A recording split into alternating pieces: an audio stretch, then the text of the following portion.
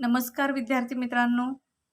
इयत्ता 10वी विषय विज्ञान आणि तंत्रज्ञान भाग 2 यामधील पाठ क्रमांक 3 सजीवातील जीवन प्रक्रिया भाग 2 या विषयातील आपण कालच्या व्हिडिओमध्ये एकपेशीय सजीवांमधील अलैंगिक प्रजनन पाहिलेले होते.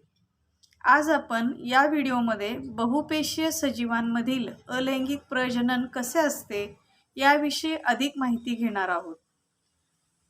विद्यार्थी मित्रांनो, आता आपण जर पाहिलं तर बहुपेशीय सजीवांमध्ये अलैंगिक प्रजनन जे आहे त्याचे 5 प्रकार आपण इथे पाहणार आहोत.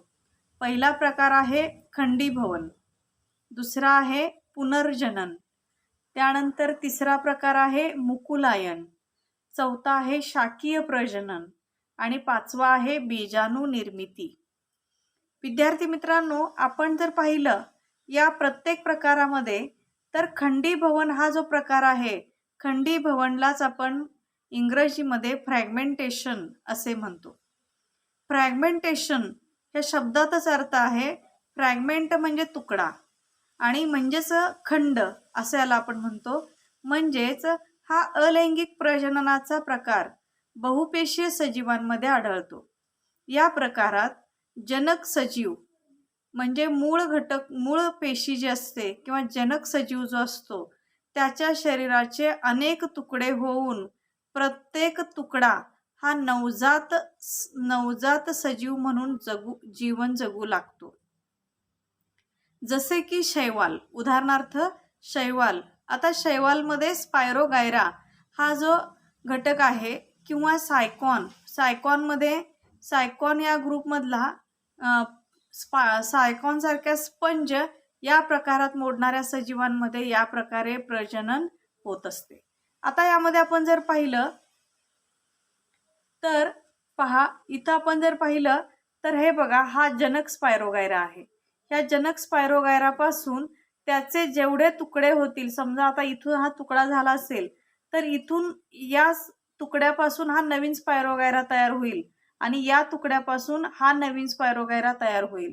म्हणजे या पद्धतीने काय होणार आहे, इथं स्पायरोगायराचे काय होतात, एका स्पायरोगायरापासून इथं नवीन 2 स्पायरोगायरा तयार झाले. आणि म्हणून हा स्पायरोगायरा म्हणजे एका स्पायरोगायराचे म्हणजेच हा शैवाल असल्यामुळे त्याचे किती तुम्ही तुकडे केला तर प्रत्येक तुकड्यापासून नवीन स्पायरोगायरा आहे तसा त्या शैवाळाची निर्मिती होत राहते. म्हणून हा खंडीभवन या प्रकारामध्ये मोडतो.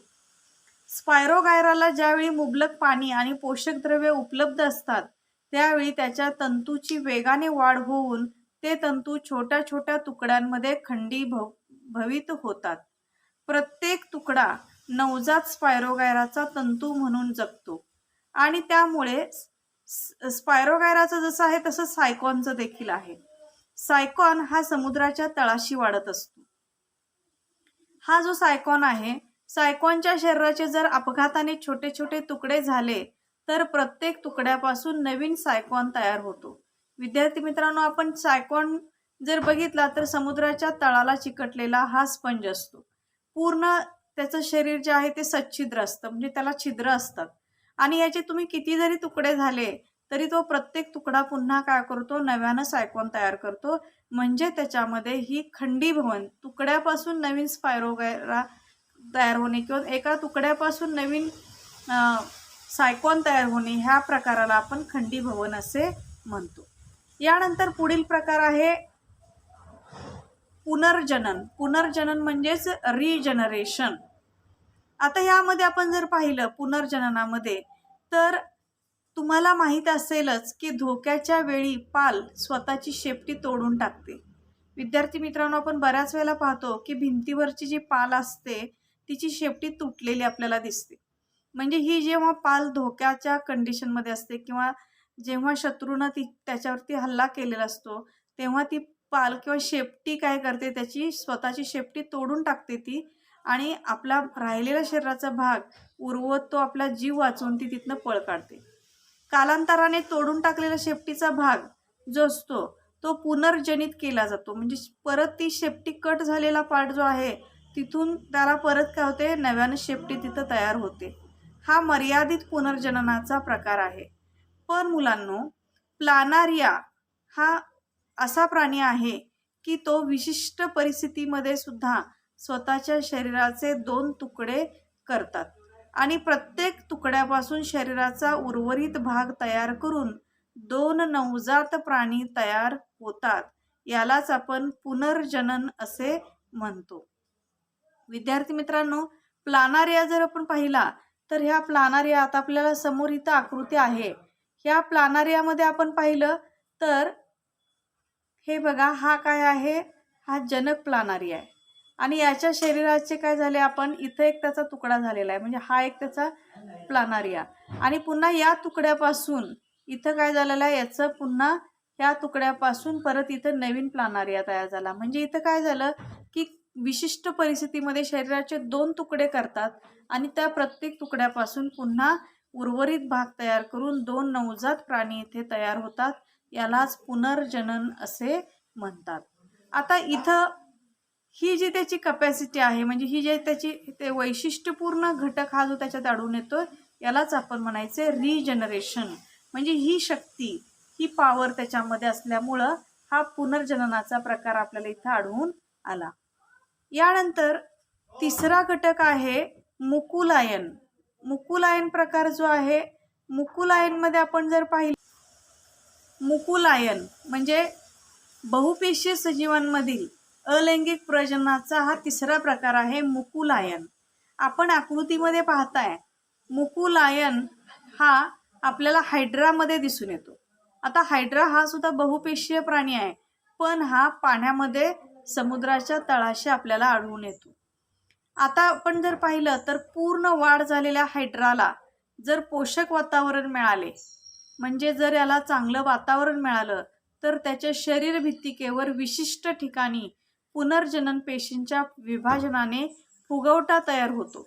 या फुगवट्यास मुकुल म्हणतात. यथावकाश मुकुलाची वाढ होत राहते आणि त्याचे रूपांतर छोट्या हायड्रामध्ये होते. या छोट्या हायड्राच्या शरीराचे स्तर पचनगुहा हे जनक हायड्राच्या अनुक्रमे शरीर स्तर व पचनगुहेशी संलग्न असतात.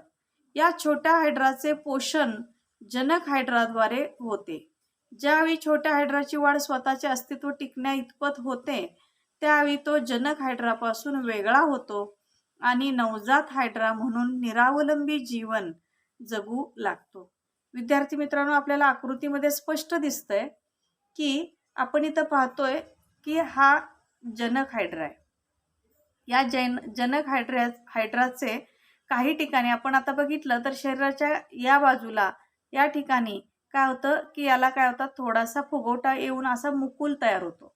मुकुल तयार झाला की जो फुगवटा आलाय त्या ठिकाणी पुनर्जनन पेशी असतात आणि त्या पेशीच्या पेशी विभाजनाने तिथं फुगवटा आलेला आहे. फुगवटा आला की आपण याला काय म्हणतो, मुकुल असे म्हणतो. हा मुकुल म्हणजे त्याला आम्ही बड म्हणतो, इंग्रजीमध्ये आपण त्याला बड म्हणतो. हळूहळू या मुकुलाची वाढ होत राहते, म्हणजे हा मुकुल काय होतो, असा वाढत राहतो आणि वाढ झाल्यानंतर त्याला सुद्धा जनक हायड्रासारखी काय होते, त्याची शरीराची पूर्ण वाढ झाल्यानंतर त्याचे शरीराचे स्तर आणि पचनगुहा यांच्यामध्ये काय होतात, खूप मोठ्या प्रमाणात काय होतं, वाढ झालेली दिसून येते. या छोट्या हायड्राचे पोषण जनक हायड्राद्वारे होते. हा जो छोटा हायड्रा आहे याचं पोषण देखील जनक हायड्राद्वारे पूर्ण होते.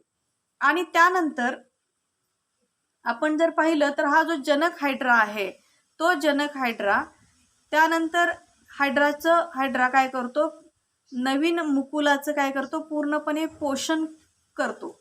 यानंतर छोटा हायड्राची वाढ त्याचं अस्तित्व टिकवण्या इतपत झाल्यानंतर, आता हा छोटा हायड्रा आहे, त्याचं अस्तित्व टिकवण्या इतपत त्याची वाढ पूर्ण झाल्यानंतर तो काय करतो, ह्या जनक हायड्रापासून काय होतो, स्वतःचं शरीर काय करतो, इथनं डिटॅच करतो. म्हणजे तो त्या स्वतःची वाढ करण्या इतपत, अस्तित्व टिकवण्या इतपत ते जेव्हा त्याच्यामध्ये क्षमता निर्माण होते, तेव्हा तो जनक हायड्रापासून काय होतो, वेगळा होतो व नवजात हायड्रा म्हणून हा जो नवीन हायड्रा आहे, तो छोटा हायड्रा काय होतो, सबस्ट्रॅटमला चिकटून राहतो आणि परत त्याची वाढ काय होतो, पूर्ववत तो करायला चालू करतो. म्हणजे इथं काय आहे, तो आपल्या जनक हायड्रापासून वेगळा होतो आणि पुन्हा समुद्राच्या सबस्ट्रॅटमला तळाला चिकटून पुन्हा आपली बॉडी जे आहे आपलं शरीर पूर्ववत तयार करण्यासाठी तो उद्युक्त होतो. यासाठी इथं नवजात हायड्रा जो आहे तो निरावलंबी जीवन जगू लागतो. म्हणजे ही क्षमता त्याच्यामध्ये आल्यानंतर तो आपलं आयुष्य निरावलंबी जीवन जगू शकतो. ही क्षमता त्या हायड्रामध्ये आहे. आणि म्हणून आपण याला एका मुकुलाद्वारे इथं नवीन हायड्रा तयार झाला आणि म्हणूनच या प्रकाराला आपण मुकुलायन असे म्हणतो. आता यानंतर पुढील प्रकार आहे शाकीय प्रजनन. शाकीय प्रजनन हा अलैंगिक प्रजननाचा चौथा प्रकार आहे. यामध्ये जर आपण पाहिलं तर आपण शाकीय प्रजननालाच इंग्रजीमध्ये म्हणतो व्हेजिटेटिव्ह प्रपोगेशन. आता याच्यामध्ये विद्यार्थी मित्रांनो, शाकी या शब्दातच अर्थ आहे शाखा. वनस्पतीच्या वेगवेगळ्या शाखा आहेत. त्यामध्ये वनस्पतीमध्ये मूळ आहे, खोड आहे, पान आहे, मुकुल आहे आणि यासारख्या शाकीय अवयवांच्या मदतीने होणाऱ्या प्रजननास आपण शाकीय प्रजनन असे म्हणतो. विद्यार्थी मित्रांनो, आता आपल्याला समोर आकृती आहे. या आकृतीमध्ये आपण पाहताय की आपण जर पाहिलं तर इथं बघा बटाटे आहेत. त्यानंतर बटाट्याच्या कंदावर डोळ्यांच्या मुकुल म्हणजे बटाट्यांवरती जे छोटे छोटे छोटे आपल्याला मुकुल दिसत आहेत म्हणजे आपण त्याला म्हणतो डोळे. त्या कंदावर असलेल्या डोळ्यांच्या मुकुल किंवा आता ही वनस्पती बघताय आपण समोर आपल्याला स्क्रीनवर जी दिसते ती पानफुटी वनस्पती आहे. आता या पानफुटीला जर आपण बघितलं तर त्याच्या पानाच्या प्रत्येक कडाकडांवरती काय झालेला आहे, फुटवा फुटलेला आहे.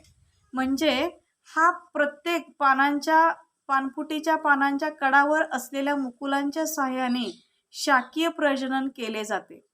विद्यार्थी मित्रांनो, अगदी तुम्ही साधा प्रयोग जरी केला तर बटाट्यांवर असलेले जे हे काय त्याला मुकुल जे फुटतात, डोळे जे असतात ते त्याच्यात थोडंसं खालून आपण ब्लेडनं तो भाग कट करून घेतला म्हणजे बटाट्याला आपण बघा आपल्या पावसाळ्याच्या दिवसांमध्ये आर्द्रता खूप असते हवेमध्ये आणि त्याला जे कोंब आलेले असतात त्याच्या मुकुलातून तो भाग तुम्ही थोडासा ब्लेडनं खालून कट करून घेतला आणि तो जर तुम्ही ओल्या मातीमध्ये काय केला, रोवला तर नक्कीच त्याच्यापासून काय होते, नवीन बटाट्याच्या झाडाची निर्मिती होत असते.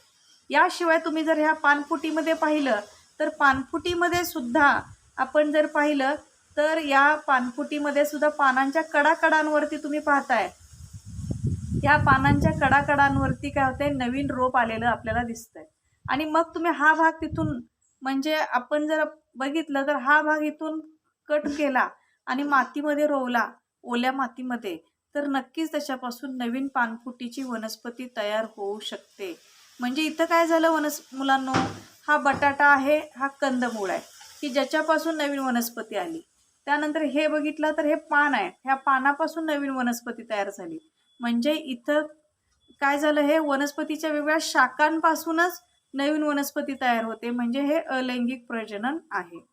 याशिवाय आपण जर पाहिलं तर ऊस म्हणा किंवा गवत यासारख्या वनस्पतींमध्ये पेरावर असलेल्या मुकुलाच्या मदतीने शाकीय प्रजनन होते. म्हणजे आता इथं आपण जर बघितलं रताळाचं जे उदाहरण आहे तर रताळाचे खोड जर आपण बघितलं तर ह्या खोडापासून परत त्याचे जे फुटवा फुटलेला असतो त्याच्यापासून इथे नवीन वनस्पती तयार होते. आणि म्हणून आपण पाहिलं तर हे शाकीय प्रजनन आहे. म्हणजे वनस्पतींमध्ये बघा खोड, मूळ, पान ह्याच्यापासून जर नवीन वनस्पती तयार होत असेल ह्याच्यामध्ये कुठल्याही प्रकारे लैंगिक प्रजननाचा समावेश नाही आहे आणि म्हणून हे शाकीय प्रजनन आहे. म्हणजेच हे अलैंगिक प्रजनन आहे कारण ह्याच्यामध्ये कुठेही लैंगिक घटकांचा समावेश झालेला नाही. आता यानंतर आपण बघूया की शाकीय प्रजनन जे आपण पाहिलेलं आहे व्हेजिटेटिव्ह प्रपोगेशन, तसंच आपण याच्यातलं आणखीन एक उदाहरण देता येईल ते म्हणजे आपण नेहमी गुलाबाचं झाड जरी लावताना पहा की आपण झाडाची फांदी काय करतो, तिरकी कट करून घेतो. ऊस लावण करत असताना सुद्धा आपण असंच करतो, ऊसाच्या कांड्या काय करतो आपण कट करतो आणि त्याच्यापासून काय होते, नवीन वनस्पतीची निर्मिती होते. आणि म्हणून इथं विद्यार्थी मित्रांनो, आपण जर शाकीय प्रजननाचे अजून उदाहरणं पाहायची असतील तर नेहमी बघा आपण जेव्हा गुलाबाचं झाड लावत असतो किंवा ऊसाची लावण करत असतो तेव्हा त्या खोडाचे आपण तिरके खाप घेतो. जिथं मुकुल आहे तिथून तिरके खाप घेतो आणि तो भाग आपण काय करतो, त्या मुकुलापासून तिथे नवीन वनस्पती तयार होते. म्हणजे इथं ही जी उदाहरणं आपण घेतली, ही उदाहरणं काय दाखवत आहेत की एका शाखेपासून आपण म्हणजे खोडापासून आपण नवीन वनस्पतीची निर्मिती केलेली आहे. म्हणजे हे शाकीय प्रजननाचं उदाहरण आहे. एवढंच नव्हे तर गवत वाढत असताना आपण जर पाहिलं तर नेहमी बघा, गवत जे वाढत असतं तेव्हा गवताच्या सुद्धा आपण काय करतो, एका ठिकाणी इथं गवत आहे तर गवताचं खोड जेव्हा रेंगाळत मातीशी कॉन्टॅक्टमध्ये येतं तेव्हा त्याच्या शरीरावरती जे नोड असतात म्हणजे त्याची जे पेरं असतात तर त्याच्यापासून नवीन वनस्पतीची निर्मिती होते. म्हणजे इथं काय झालेलं आहे, हे शाकीय प्रजननच आहे. म्हणजे इथं वनस्पतींमध्ये खोडापासून, मुळापासून, त्यानंतर त्याच्या फांदीपासून, पानापासून नवीन वनस्पती तयार होते. यालाच आपण शाकीय प्रजनन असे म्हणतो. आता यानंतर आपण बीजाणू निर्मितीचा जो भाग आहे, बीजाणू निर्मितीलाच आपण स्पोर फॉर्मेशन असं म्हणतो. स्पोर फॉर्मेशन त्या शब्दातच अर्थ आहे मुलांनो, बीजाणू म्हणजे स्पोर्स. ते जिथं जिथं पडतात तिथून तिथून नवीन वनस्पतीची निर्मिती होते, म्हणजे नवीन सजीवांची निर्मिती होते. आता ह्याचंच उदाहरण आपण पाहूया. विद्यार्थी मित्रांनो, आपण बघितलंय ओलसर भाकरी घेतली आपण किंवा पावाचा तुकडा, तो दमट हवेमध्ये आपण ठेवला आणि 2 ते 3 दिवसात आपल्याला असं लक्षात येतं की त्याच्यावरती बुरशी वाढलेली दिसून येते. आणि ही जी बुरशी आहे ती सूक्ष्मदर्शकाखाली आपण पाहिली, त्याचं निरीक्षण केलं तर आपल्याला इथं समोर आकृती जी दिसतेय त्या पद्धतीने ही बुरशी दिसते. आता बघा, इथं तुम्हाला दिसतंय हा पावाचा तुकडा आहे की ज्याच्यावरती बुरशी आलेली आहे. हिरवट रंगाचा, काळपट रंगाचा जो थर दिसतोय ही आपल्याला बुरशी आलेली दिसते. अशी बुरशी आपल्या घरामध्ये सुद्धा बऱ्याच वेळेला डब्यामध्ये, बंद डब्यामध्ये भाकरीचा तुकडा राहिला असेल तर त्याच्यावरती बुरशी आलेली असते. तर ह्याच बुरशीचा आपण एक तुकडा थोडासा आपण काचपट्टीवरती घेऊन ती जर आपण सूक्ष्मदर्शिकाखाली पाहिलं तर आपल्याला या पद्धतीची आकृती इथं दिसते. हे काय आहेत तर हे कवक आहेत. म्हणजे बुरशी म्हणजेच आपण याला कवक म्हणतो. याचं शरीर जे आहे किंवा यालाच आपण इंग्रजीमध्ये म्युकर पण म्हणतो. हे जे म्युकर सारख्या कवकांचे शरीर जे आहे ते तंतुमय आहे आणि त्यांना बीजाणुधानी असते. आता इथं आपल्याला वरती हे बीजाणुधानी दिसत आहेत. हे बीजाणुधानी जे आहेत गोल गोल आपल्याला आकाराचे ते दिसत आहेत, ते बीजाणुधानी आहेत. त्या बीजाणुधानींमध्ये भरपूर काय असतात, बीजाणू असतात. म्हणजे डॉटने आपल्याला ते पाहायला मिळतात. इथं असे भरपूर बीजाणू असतात. जेव्हा ही बीजाणुधानी फुटते, फुटल्यानंतर ह्यातनं हे काय होतात, सगळे डॉट्सनं हे काय होतात, बीजाणू काय होतात त्यातनं डिस्पर्स होतात आणि ते बीजाणू बाहेर पडत असतात. जेव्हा ते बीजाणू फुटते, बीजाणुधानी फुटल्यानंतर हे बीजाणू बाहेर पडतात. ते बीजाणू जिथं जिथं ओलसर जागी, उबदार जागी जाऊन पडतात तिथून तिथून नवीन कवक जाल तयार होते. म्हणजे नवीन कवकाची निर्मिती होते. आणि म्हणून बघा मुलांनो, की पावसाळ्याच्या दिवसात जेव्हा हवेमध्ये आर्द्रता खूप असते तेव्हा ह्या कवकाची वाढण्याची कपॅसिटी पण जास्त असते. म्हणजे ह्याची रिप्रोडक्टिव्ह जी कपॅसिटी आहे ती जास्त असते आणि भरपूर संख्येनं कवक वाढत जातात. म्हणून आपण बघा, पावसाळ्याच्या दिवसामध्ये ओल्या खोबऱ्यावरती बुरशी वाढत असते, जास्त वाढत असते. आपण जेव्हा बुरशी सुरुवातीला दिसते, पुन्हा आपण 4-5 तासांनी बघितलं की त्याच्या दुपटीनं त्याची वाढ झालेली असते. म्हणजे ही वाढण्याची कपॅसिटी जी आहे, तर हे म्युकर म्हणजे बुरशी जी आहे ही वाढण्याची कपॅसिटी त्याची जास्त असते आणि त्यामुळे त्याचं कवकजाल जास्त करून काय होतं, पसरत राहतं. कारण अलैंगिक प्रजनन जे आहे त्याच्यामध्ये वाढ होण्याची कपॅसिटी जी आहे ती सगळ्यात जास्त असते आणि म्हणून या प्रजनन पद्धतीमध्ये, अलैंगिक प्रजननामध्ये ह्या कवकांची वाढ अतिशय झपाट्यानं होते आणि म्हणून हे म्युकर जे आहे किंवा जे बुरशी आहे ती झपाट्याने वाढत असते. म्हणजे भाकरीवर असू दे किंवा पावाच्या तुकड्यावर असू दे, ओल्या खोबऱ्यावर असू दे, बुरशी भिंतीवरती सुद्धा वाढते. म्हणजे ह्याची वाढ झपाट्याने आहेत, कारण बीजाणू जिथं जिथं जाऊन पडतील तिथं तिथं त्याचे काय होतात, नवीन कवकाची ते निर्मिती करत असतात. आता यानंतर हा झाला अलैंगिक प्रजननाचा प्रकार. आता यानंतर आपण पाहिलं तर लैंगिक प्रजनन. लैंगिक प्रजननालाच आपण काय म्हणतो, सेक्शुअल रिप्रोडक्शन. सेक्शुअल रिप्रोडक्शन म्हणजे लैंगिक प्रजनन कायम नेहमी लक्षात ठेवा मुलांनो, लैंगिक प्रजनन हा मानवी प्रत्येक सजीवामधील प्रजननाचा हा मुख्य प्रकार आहे. कारण प्रत्येक सजीव आपण पाहिलं तर बऱ्याच सजीवांमध्ये म्हणजे अपृष्ठवंशीय प्राणी असू देत किंवा अगदी कमी विकसित झालेल्या वनस्पती असू देत, त्यांच्यामध्ये अलैंगिक प्रजनन दिसून येतं. पण लैंगिक प्रजनन मात्र फुलांमध्ये पण दिसतं आणि प्राण्यांमध्ये पण दिसतं. तर आता इथं लैंगिक प्रजनन म्हणजे सेक्शुअल रिप्रोडक्शन. हे सेक्शुअल रिप्रोडक्शनचा पहिल्यांदा अर्थ काय आहे तो आपण समजावून घेऊया. लैंगिक प्रजनन कायम 2 जनक पेशींच्या मदतीने होते. 2 जनक पेशींच्या मदतीने म्हणजे लैंगिक प्रजननासाठी 2 जनक पेशींची गरज असते. त्या 2 जनक पेशी ज्या असतात त्या म्हणजे स्त्रीयुग्मक आणि पुयुग्मक. स्त्रीयुग्मक आणि पुयुग्मक ह्या दोघांचीही तिथं गरज असते आणि म्हणून लैंगिक प्रजननामध्ये 2 प्रमुख प्रक्रिया दिसून येतात. पहिली प्रमुख प्रक्रिया म्हणजे ह्याच्यामध्ये 2 जनक पेशींची तर आवश्यकता असतेच आणि शिवाय यांच्याकडून तयार होणारे जे स्त्रीयुग्मक आहे आणि पुयुग्मक आहे यांच्याद्वारे लैंगिक प्रजनन घडून येत असते. आता आपण यामध्ये जर पाहिलं तर लैंगिक प्रजननाच्या प्रमुख 2 प्रक्रिया आहेत. त्यामध्ये पहिली प्रक्रिया आहे युग्मक निर्मिती. युग्मक निर्मिती जी आहे युग्मक निर्मिती जी आहे यामध्ये जर या प्रक्रियेत अर्धसूत्री विभाजनाने गुणसूत्रांची संख्या निम्मी होऊन अर्धगुणसूत्री अर्धगुणी युग्मकांची निर्मिती होते. यामुळे जनक पेशी ह्या एकगुणी हॅप्लॉइड असतात. आता युग्मक निर्मितीमध्ये आपण परवाच्या व्हिडिओमध्ये पाहिलेलं आहे की अर्धगुणसूत्री विभाजनानं जेव्हा जनक पेशी 2n कंडिशन मध्ये असते तर अर्धगुणसूत्री विभाजनानं आपल्याला ते n कंडिशन मध्ये म्हणजे हॅप्लॉइड कंडिशन मध्ये त्याचं रूपांतर झालेलं दिसून येतं. म्हणजे अर्धगुणसूत्री विभाजनाने गुणसूत्राची संख्या निम्मी होऊन अर्धगुणी युग्मकांची निर्मिती होते. त्यामुळे जनक पेशी ज्या आहेत त्या एकगुणी होतात. ही एकगुणी पेशी आहे आणि ही पण एकगुणी पेशी आहे आणि यामुळे इथं जनक पेशी ज्या आहेत त्या एकगुणी होतात. ही झाली लैंगिक प्रजननाची पहिली पद्धत, ती म्हणजे युग्मक निर्मिती.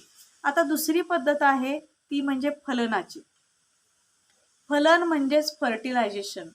फर्टिलायझेशन ही क्रिया जी आहे यामध्ये जर आपण पाहिलं तर या प्रक्रियेत स्त्रीयुग्मक आणि पुयुग्मक या एकगुणी पेशींचा संयोग होऊन एका द्विगुणी म्हणजे डिप्लॉइड युग्मनजाची म्हणजे झायगोटची निर्मिती होते. यालाच आपण फलन म्हणजेच फर्टिलायझेशन असे म्हणतो.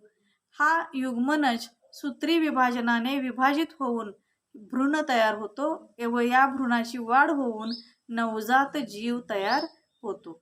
या प्रजननामध्ये नर जनक आणि मादी जनक अशा 2 जनकांचा सहभाग होतो. नर जनकाचे पुयुग्मक तर मादी जनकाचे स्त्रीयुग्मक यांचा संयोग होतो. यामुळे तयार होणाऱ्या नवीन जीवाकडे दोन्ही जनकांची विचरित जनुके असतात. म्हणून तयार होणारा नवीन जीव काही गुणधर्मांबाबत जनकांशी साम्य दाखवतो तर काही गुणधर्म जनकांपेक्षा वेगळे असतात.